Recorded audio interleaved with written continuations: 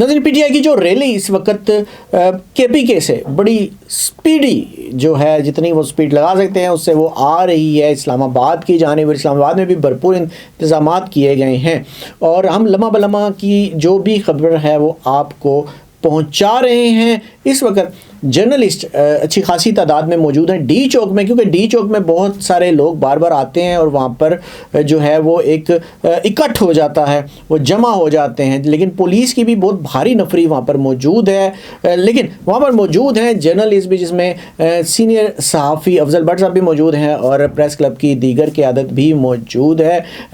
उन आपको हम दिखाते हैं कि उन्होंने काफ़ी सारी बात की है इस हवाले से और वो क्या कह रहे हैं, वहाँ की सूरत हाल डी चौक की, क्योंकि क्या बता रहे हैं, क्योंकि डी चौक की सूरत हाल बड़ी इंपॉर्टेंट है। क्योंकि बिल आखिर इन तमाम रिलीज ने जो जोर लगाना है वो लगाना है डी चौक पहुंचने के लिए। लेकिन असल में इस वक्त डी चौक की क्या सूरत हाल है, डी चौक में क्या हो रहा है और जर्नलिस्ट इस हवाले से क्या कहते हैं, आए आपको दिखाते हैं। आपको कैमरे नजर आ रहे हैं और इंतजार कर रहे हैं ये बेचारे सुबह से कि अभी कोई काफिला आएगा, यहाँ पहुंचेगा तो हम अपनी एक्टिविटीज का आगाज करेंगे। इसी तरह आपको ये डीएसएनजी वैन्स नजर आ रही हैं और इसके आगे ये इधर भी डीएसएनजी वैन्स हैं, पीछे भी, और ताहद नजर आपको ये बिलू एरिया की वसीओ रीज जो है वो रोड नजर आ रही है। और हम आपको बताते हैं कि आज सूरत हाल है क्या। ये बताने के लिए मेरे साथ सीनियर तजिया नगारों की रिपोर्टर की टीम है। मेरे जो व्यूअर्स हैं ना, बड़े खुशकिस्मत हैं, जो टीवी चैनल इतने तजिया नगार बैठाता है ना, एक दिन का खर्चा उनका 50 लाख हो जाता है और मेरी वजह से आपको ये तजिया नगार मुफ्त में मिल जाते हैं। तो दोस्तों मेरे साथ मौजूद है, साथ ही मैं आपका तारफ कराता चलूँ, वैसे तो जाने पहचाने चेहरे हैं, उसामा इकबाल साहब हैं। ये बीट रिपोर्टर्स हैं जो हमें बताएंगे कि पीटीआई की हिकमत अमली क्या है। ये एक्सप्रेस न्यूज में आप इनको देखते हैं। उनके साथ क्राइम के दुनिया के बादशाह नहीं, क्राइम रिपोर्टर्स की दुनिया के बादशाह हैं नईम महबूब साहब, जिन्होंने इन्वेस्टिगेटिव जर्नलिज्म बहुत अच्छा की। आजकल अब तक टीवी के ब्यूरो चीफ हैं यहाँ इस्लामाबाद में। हमारे साथ चीमा साहब मौजूद हैं, इनका ये अखबार निकालते हैं रोजनामा आफाक के चीफ एडिटर हैं, तो इनको आपको सुनाएंगे। और ये सजाद अजहर साहब शायद टीवी का इतना जाना पहचाना चेहरा नहीं है, लेकिन जब आप इनकी तहरीर पढ़ते हैं, अगर आप इनको तहकीकाती रिपोर्टर के तौर पर देखें, राइटर के तौर पर देखें, मुसन्नफ के तौर पर देखें, तो शायद ही पाकिस्तान का ऐसा बंदा जो किताब पढ़ना जानता है, जो तहकीक पढ़ना चाहता है, वो सजाद अजहर का नाम ना सुनता हो। और हमारे साथ मौजूद हैं, कल ही इन्होंने समा टीवी से रिपोर्टर ऑफ द मंथ का एजाज़ हासिल किया। समा टीवी वाले हर महीने अपने एक रिपोर्टर को बेस्ट रिपोर्टर करार देते हैं, जो उनको उस महीने की बेस्ट स्टोरी दे रहा होता है। समा टीवी के जितने ऑफिसर्स हैं पाकिस्तान में, वहाँ इनकी तस्वीर लगी हुई है। यहाँ हमारे पास आपको मुफ्त तजिया देंगी। और हमारे साथ मौजूद है आमिर रफीक भट्ट साहब। रात को इनकी एक मीटिंग हुई है जिसमें इन्होंने ये फैसला किया है कि अब हमें जहां पे रुकावट मिलेगी हम वहीं बैठ जाएंगे, क्योंकि इनका एक स्ट्रेटेजी थी कि मुल्क को बंद किया जाएगा। तो वो इन्होंने कहा है कि ये जो हमारी स्ट्रेटेजी थी, इस पे हुकूमत ने खुद ही अमल दरामद कर दिया और मुल्क को बंद कर दिया। तो अब हमें जहां पे रुकावट मिलेगी हम उधर ही बैठ जाएंगे और जब तक ये रुकावट हटाई नहीं जाएगी हम वहीं बैठे रहेंगे। जैसे ही रुकावट हटाएंगे हम लोग आगे की तरफ मार्च करेंगे। फिर इनकी एक कोऑर्डिनेशन कमेटी इन्होंने बनाई थी पिंडी इस्लामाबाद की, जिसमें आमिर मुगल जो थे वो उसको लीड कर रहे थे, जो कि पिंडी और इस्लामाबाद के रीजनल सदर हैं। इसके अलावा उसमें शेर अफजल मरवत थे, शोएब शाहीन थे, सिमाबिया ताहिर थी, उन्होंने भी अपनी मीटिंग बुलाई थी और उसमें उन्होंने ये फैसला किया था कि हम लोग आज 1 बजे 0 पॉइंट के ऊपर एहतजाज शुरू करेंगे। और ये हमारा जो एहतजाज होगा ये तब तक जारी रहेगा जब तक बाकी काफिले जो हैं वो हमारे साथ मिल नहीं जाते, और उसके बाद फिर हम वहां से बाकायदा तौर पे डी चौक की तरफ मार्च करेंगे। तो अभी जो है वो इनकी स्ट्रेटेजी पे हमें नजर आ रहा है कि अमल दरामद होता हुआ नजर आ रहा है। जहां पे इनको रुकावट मिलती है वहीं पर पाकिस्तान तहरीक इंसाफ की क़यादत जो है वो बैठ जाती है। अच्छा उसामा, ये बताएं कि जो आज 1 बजे जमा होना था, क्या वो भी जो आपने बताया बड़ी अच्छी खबर ब्रेक की है उसामा ने, कि पीटीआई की क़यादत ने फैसला कर लिया हुआ है कि उन्होंने आज रात नहीं पहुंचना। जो लोग दुनिया भर में ये इंतजार कर रहे हैं कि केपीके का काफिला जो आज रात पहुंचेगा, उसामा की खबर पर यकीन करें, आज कुछ नहीं पहुंचने वाला। तो क्या आप समझते हैं कि जो इस्लामाबाद रावलपिंडी के लोगों ने आज जमा होना था, उन्हें ये कन्वे कर दिया गया है, इसलिए आज वो नहीं आए? देखिए, जब वहां से निकले हैं तो उनकी आपस में कोऑर्डिनेशन चल रही है। तो रावलपिंडी इस्लामाबाद की आवाम ऐसी है कि आप यहाँ से देखिएगा दूसरी गली से लोग निकल के बाहर आ जाएंगे, तो इनको वो टाइम नहीं चाहिए। वो जैसे ही इन्हें पता चलेगा कि काफिले करीब पहुंच गए, ये लोग एहतजाज शुरू कर देंगे। तो अभी इनके ना निकलने की वजह यही है कि इनको पता है काफिले दूर हैं और हमारे पास जो मैन पावर है, बेसिकली केपी से जो लोग आ रहे हैं ये उनके सहारे पे एहतजाज कर रहे हैं। लाहौर से जो लोग निकले वो टोल प्लाजा से गिरफ्तार हो रहे हैं। इसके अलावा मुल्तान से आमिर डोगर निकले, जैन कुरैशी निकले, उन लोगों को गिरफ्तार किया गया।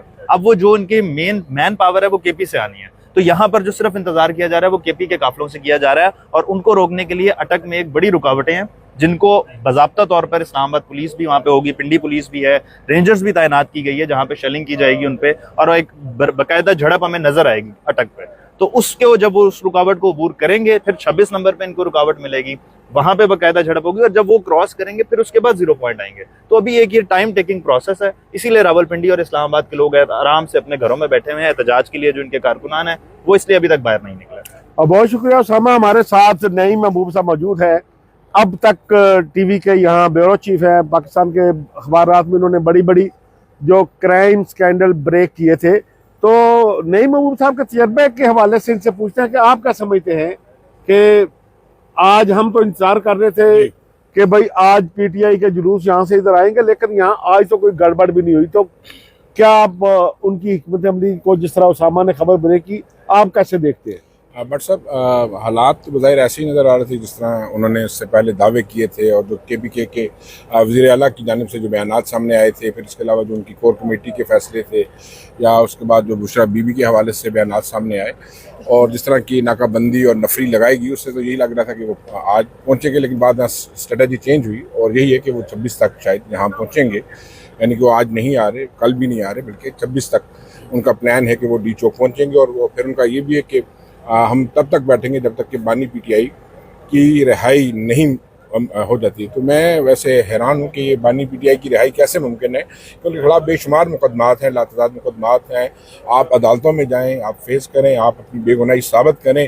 तोड़ फोड़ की सियासत जो है, या मार धाड़ की सियासत, ये एक वतीरा बनता जा रहा है जो कि हमें पिछले अरसे में नजर आया। आप नहीं क्या देखते हैं?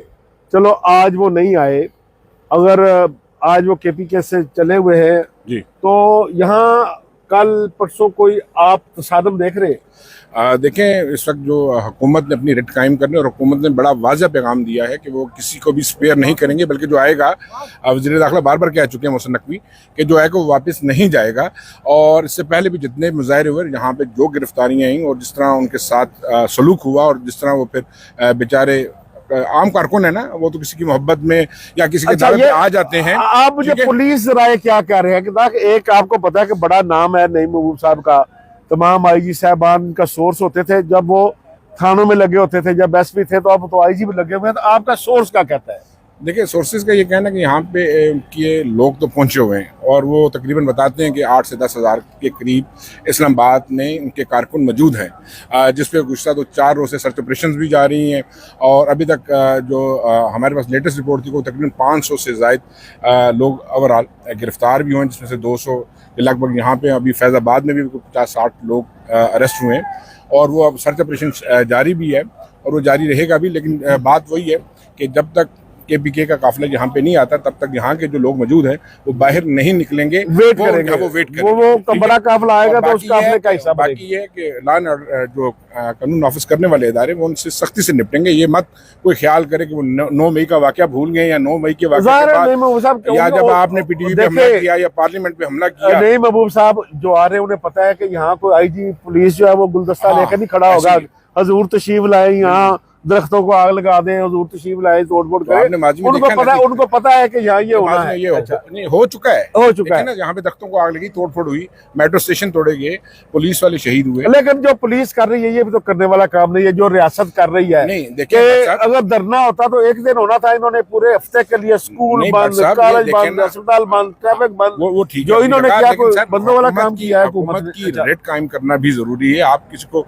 खुले हाथ नहीं छोड़ सके, वो आए जलाओ घेराव करे, तोड़ फाड़ पर लोगों की गाड़ियां जलाए, आग लगा दे और मरने मराने की बात करें। अपना एक पॉइंट ऑफ व्यू है, ठीक है। देखिए भट्ट साहब, आप देखें पिछले इतने अरसे से जो इस वक्त मुल्क की माशी और इक्तिसादी सूरत हाल है, ये इन एहतजाजों की मुल्क थोड़ा सा बेहतरी की तरफ जाने लगता है। आप एहतजाज बेहतरी भाई बात सुने, कोई चीज सस्ती हुई है तो मुझे बता दे। मैंने स्टॉक एक्सचेंज की आंटी चढ़ानी है मेरे घर वालों ने। मुझे ये बताएं कि जब इनकी गवर्नमेंट आई, पेट्रोल कहाँ पे था, घी कहाँ पे था, दालें कहाँ पे थी, चावल कहाँ पे था? ब्यूरो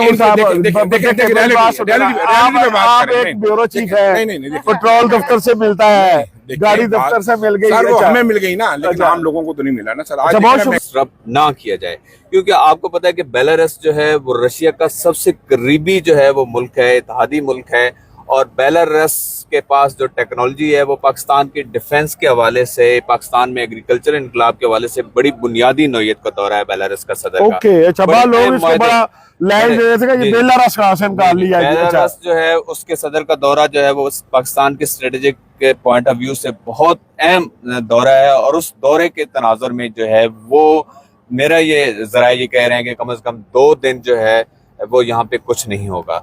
और 27 की रात के से और 28 की रात को जो है उसके बाद ये जो है वो जब डेलीगेशन चला जाएगा तो फिर कुछ होगा उसके बाद। ये दोस्तों हमारे पास मौजूद हैं आजकल ब्रेकिंग न्यूज पे ब्रेकिंग न्यूज देते हुए इन्होंने पूरे समा टीवी में साल में दूसरी मरतबा ये वादा दिया। हमें भी कोई खबर बता दिया करें। आप खुद खबरों का चश्मा बने हुए हैं आजकल भट्ट साहब, और हम तो आपका जो है वो वीलॉग देखते हैं और कुछ उसमें से आपके तज्जियों से जो है वो कुछ हम भी सीखने की कोशिश करते हैं। मजमूई तौर पर हम ये देख रहे हैं कि जो बात हम कल परसों के वीलॉग में भी कर रहे थे कि एक स्ट्रैटेजी है। हमें अवाम को जो एक पिक्चर दिखाई जाती है वो पिक्चर बहुत मुख्तलिफ होती है। अभी जैसे कि सजाद अजहर साहब ने भी कहा, तो मेरे सोर्सेज का भी यही बताना है कि एक अंडरस्टैंडिंग मौजूद है। ये जो कहा जा रहा है ना कि फलां रास्ते तो पहले तो जरा सी कोई बात होती थी तो रास्ते मुकम्मल तौर पे बंद होते थे, बिल्कुल खुले नहीं होते थे। आप भी मीडिया टाउन से पहुंच गए हैं, सजाद अजहर साहब भी पहुंच गए, तो क्या वजह है कि जो पिंडी के रास्ते हैं वो खुले हुए हैं? तो उसकी एक बुनियादी वजह यही है कि ये अंडरस्टैंडिंग है कि वो आज यहाँ नहीं पहुंचेंगे।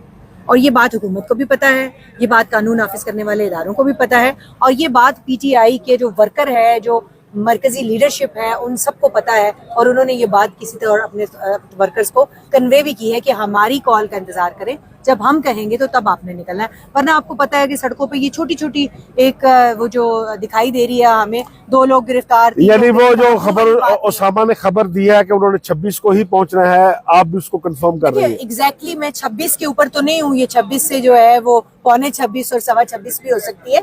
सो ये इट ऑल डिपेंड्स के आपको पता है कि हुकूमतों की जो पॉलिसीज हैं वो वक्त की नज़ाकत के साथ बदलती हैं और अपने मफादात के साथ बदलती है। तो हुकूमत इस वक्त तो जो हुकूमत की उनके साथ एक अंडरस्टैंडिंग है वो ये है कि बेलारूस का जो एक वफ्द आज पहुंच चुका है और कल जो है वो वहाँ की जो सदर साहब है उन्होंने पहुंचना है, तो वो मुलाकातें होनी है। हम तो यहाँ पर जो है वो कोई हंगामा बरपा नहीं होना चाहिए, तो इसके ऊपर तो अंडरस्टैंडिंग है। लेकिन आपको भी पता है, जैसे हम दिन में भी बात कर रहे थे कि इस तरह का अगर कोई वाकया होता है, ये छोटी छोटी झड़पें, और ये बेलारूस के सदर की आमद के मौके पर PTI के एहतजाज की कॉल वैसे ही कई जो है वो महीनों तक और बरसों तक याद रखी जाएगी। जिस तरह के चाइना के जो एक वक्त ने आना था और उस वक्त जो है वो PTI के धरने की वजह से वो दौरा मुलतवी हुआ था, तो वो आज दिन तक तमाम जो है वो एक नैरेटिव बन चुका है। PTI अपने जिम्मे ये नहीं लेगी, तो नैरेटिव जो है वो दोनों तरफ इस वक्त नैरेटिव की लड़ाई है, असाब की लड़ाई है। देखिए आप वक्त के साथ साथ क्या होता है। आपने देखा कि जर्नलिस्ट भी मौजूद हैं और रैली बड़ी तेज़ी से इस्लामाबाद की तरफ रवां दवां है। बहुत सारी रुकावटें हैं, क्या ये रुकावटें वो अबूर कर पाएंगे? आगे सूरत हाल क्या बनेगी, इसकी भी लम्हा बलम्हा हम आपको खबर देते रहेंगे। शर्त यह है कि रहिएगा हमारे साथ ही। अब तक के लिए इतना ही। देखते रहिए देसी TV USA, DTV NN and हमारा OTT प्लेटफॉर्म DTV Flix, जहां आप 3000 से ज़ायद चैनल्स देख सकते हैं। So stay tune and stay with us.